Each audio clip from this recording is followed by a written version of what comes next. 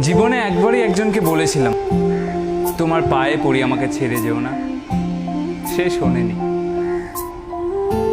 আমার ভেসে যাওয়া দু চোখের সমস্ত জলকে অবহেলা করে, আমার ক্রমাগত কাঁপতে থাকা গলার সমস্ত আকুতি মিনতি অগ্রাহ্য করে সে চলে গিয়েছিল। ওই ঘটনার পর আমি বুঝতে শিখেছিলাম, যারা চলে যেতে চায় তাদের যেতে দিতে হয়, তা আমরা তাদের যতই ভালোবাসি না কেন।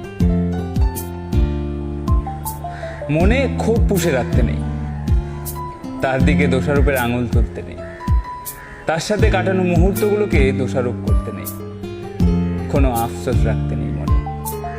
এই সমস্ত কিছু যতদিন আমাদের ভেতরে থাকবে, ক্ষতিটা আমাদের। মানুষ ছাড়া মানুষের চলে না।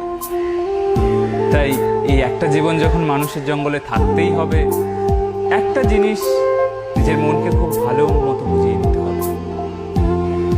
দরজা বন্ধ করে যে ব্যক্তি নিজের ইচ্ছায় পাশে এসে বসে আছে, তার সম্পূর্ণ অধিকার আছে দরজা খুলে নিজের ইচ্ছায় বাইরে বেরিয়ে যাওয়ার। জীবনে প্রতিটা মানুষ থেকে যাওয়ার জন্য আসে না। কেউ কেউ আসে চলে যেতে যেতে অনেক কিছু শিখিয়ে দিতে। এই শিক্ষাটুকু থাকুক, পরের বার কেউ ফের এলে মনে থাকবে। যে থাকতে আসে সে মায়ায় থেকে যায়, যাকে পায়ে পড়ে ধরে রাখতে হয় সে থাকে।